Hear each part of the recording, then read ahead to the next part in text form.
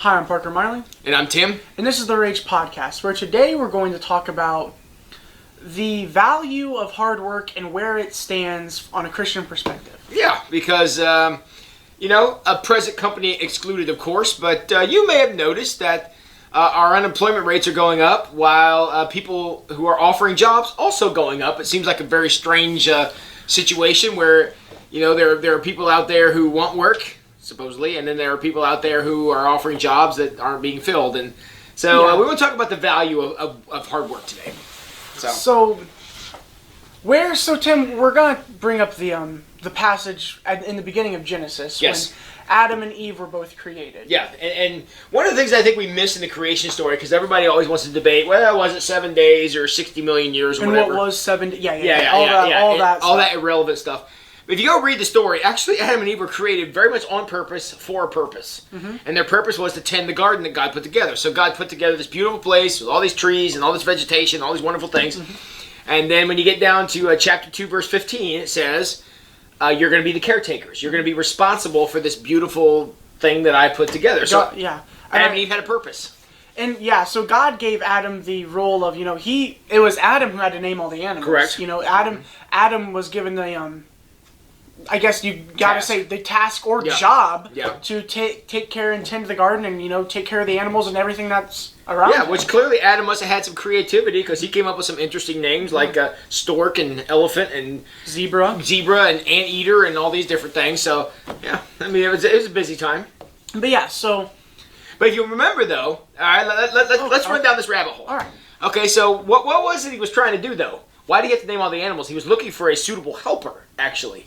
Because Adam was lonely, so bringing him all the stuff, and he was naming them. This is the seminary coming out of Tim right there it is. I paid money for this degree, so y'all going to suffer with it. But so he was trying to find a helper, and while he named them all, it's interesting that obviously none of them were compatible. So God knocked them out, gave him some chloroform or something, and knocked them out, and took the rib out, and then created a woman, and then I believe, I have to go back and check, that God named Eve. So, and the reason that's significant in the story, and I hope I'm telling this right, the reason that's significant in the story is because Adam was able to name all the animals. In the Bible, when you name something, you control it. Which is why God would never tell Moses his actual name. There you go. Mind blown. I've never thought of it like that. Yeah. So basically, it didn't mean that Adam had dominion over Eve or control over Eve. They were equal partners in the garden. I'm getting way off of where we're supposed to be. Yeah, but hey, that's educational. Educational. But the idea is though, then Adam and Eve, Eve is Adam's helper, but they had a job. Mm-hmm. Go take care of the garden. Tend and watch over things and cut down the trees when they need cut down and all that kind of stuff. So they had a purpose for what they were doing, and Adam enjoyed doing that there with his wife. So now I ask this. Now, what if Adam did not take heart the task that God had assigned him? Well, actually, a little conversation with the serpent, and he quit doing his job. Because what God said is, okay, I want you to be busy. So they're busy, they're accomplishing tasks, they're doing things and taking care of stuff, and everything's going well. Then the serpent comes along and says, man, you guys working hard. And why don't you stop working hard and do this other thing that you're not supposed to do? As long as they were busy, the serpent didn't have a toehold, pun intended there.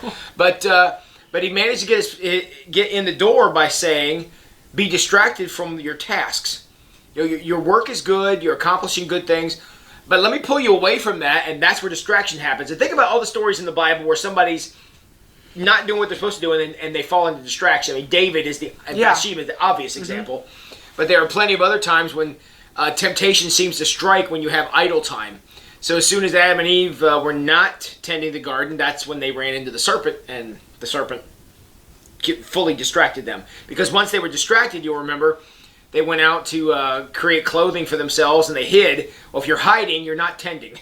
Well, it's interesting how you just said, staying busy, the minor benefit of having a job is less distractions to keep off your focus. Yeah. Which, again, I can see it, but that's not how most people would look at one of the benefits. No. And I think that's a negative thing, because today we look at hard work as bad. me, gosh, look how hard you're working. You know, I wouldn't say yeah, bad, or we view it as as hard work as something that's not needed anymore. Right. I guess. Well, I think our idea is that we have diminished the idea of work because we think that so much stuff should just be given out. I mean, God gave Adam and Eve life. He gave them the garden. He gave them everything they needed, but he didn't provide everything that had to happen. Because again, if he would have, the garden wouldn't need tended. Well, look at what happened once Adam after the fall, and Adam's now kicked out of the garden. If Adam didn't work, Adam would die. So death was not real at that point early in the story. Well, yes, and you're right though. But then the work became necessary. Before it was a blessing, tend this beautiful garden. After that, it was curse. That might be overstating it, but it was part of the curse. Well, no, it was a part of the curse. And so now it became life and death. Before it was a joy, then it became an obligation. I never had thought of that before, but that's exactly what happened. Yeah. So how interesting that by being distracted and allowing the serpent to distract Adam and Eve, they made what was a blessing become something that we look at today as a curse. I got to get up early and I got to go slave for the man and whatever. And I wish we could recapture some of the blessing of work. Look, I know flipping hamburgers at a fast food joint or working on an assembly line may not be the most glamorous thing you could ever do. Deal with coworkers, like me and stuff. But the idea, though, is that there's great blessing in that you go home to the house that your hands built, and you drive a car that your pocketbook bought, and perhaps it belongs to the bank, but you're making payments on it. But all this stuff is a reflection of the investment in the world that you have made. And we could certainly talk about the fact that there is some discrepancy in contribution versus how much you receive from that. I mean, that's another conversation for another day. But the idea is how important it is for us to see work as a blessing, because it is, to be able to put things together. I really like the idea of how, and we just talked about it earlier, like the whole keeping away from distractions. Distraction is the pitfall of all of mankind's ungodly problems. Literally, that's where it started. It's every time, and every time I hear anything brought up about, oh, well, I did this, and I was, because they obviously weren't doing what they were supposed to be doing. I'm not saying spend your whole life working away and everything. Of course not, but the more time you give, how do I say this? Because I don't want to say being a free thinker, because that's not, but the more time you have to, where your mind is not focused on anything, is when you can be at your most... Well, you know the saying, the idle hands are the devil's playground. Yeah, and that's true. And I mean, parents, you guys know this. If you're at home and your kids are making noise, you're not too worried. But what happens when it gets quiet? You're like, I better go see what's going on. And that's because we know that sounds like, that's what distraction sounds like.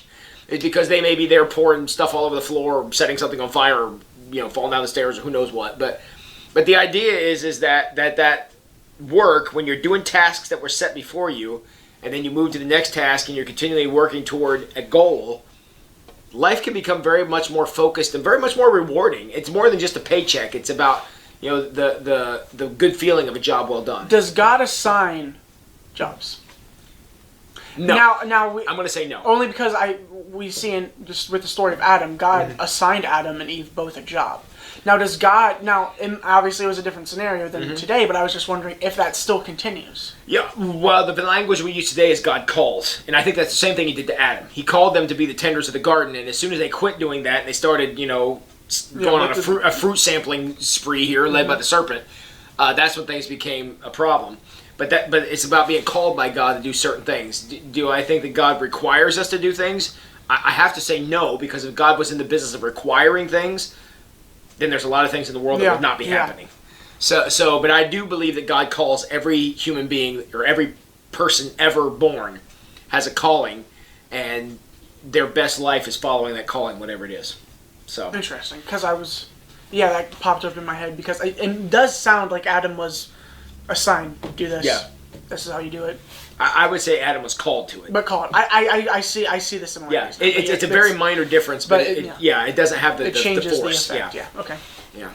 Well, in order to bring the podcast to a close here, we do have a very important question we want to ask. We're going to ask in a very specific way, because you all know now we're going next level with Parker.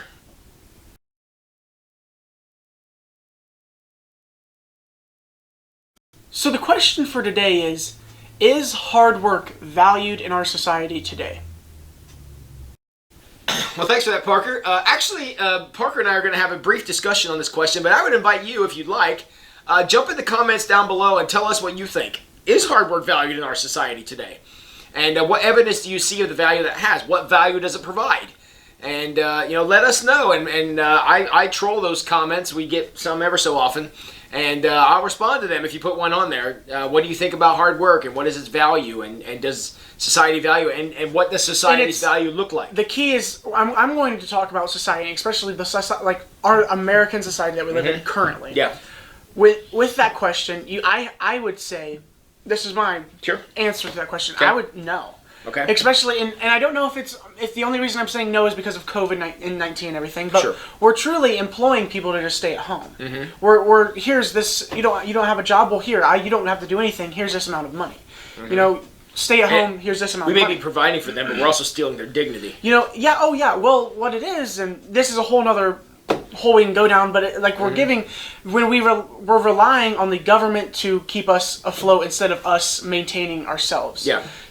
Tim mentioned earlier, I bought a car with my own money, or I have a house that I bought myself. It's not and you have pride in those things. Mm-hmm. With hard work comes pride, and again, pride is a bad word and a good word all at the same time. Yeah, pride can be bad, but it can also be good. Yes. So, but when you have the government has given me this house, the government has given me this car, you don't have any pride in that. Mm-hmm. That was just... And you're not going to take care of it as well either. No, yeah, so, and that's what they're doing. The government's giving away tons of money to families with COVID-19 and what's going on. They're mortgaging our grandchildren's future to pay us now is what they're doing.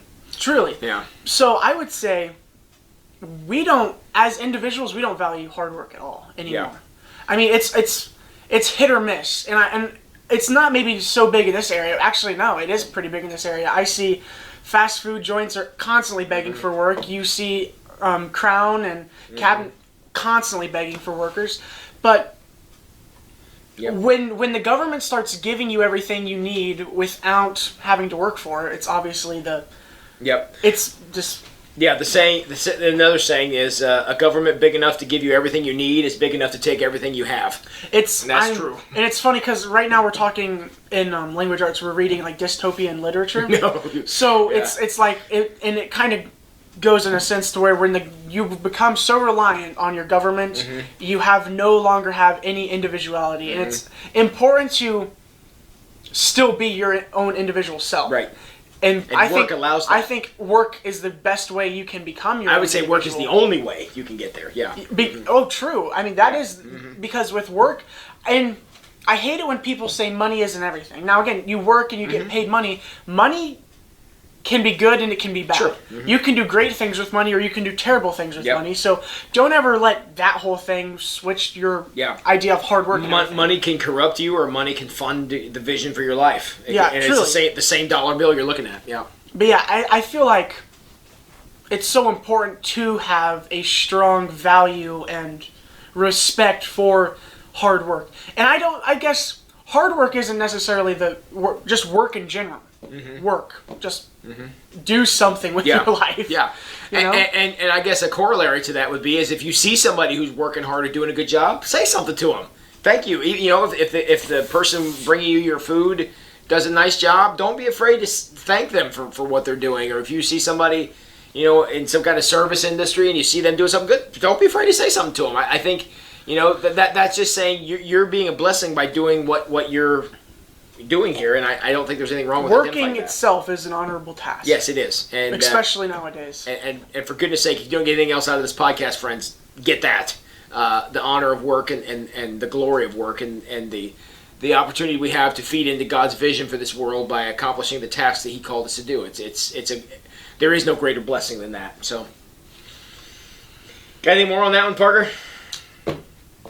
Work. And that's where we're going. Back to work. You guys have a wonderful day.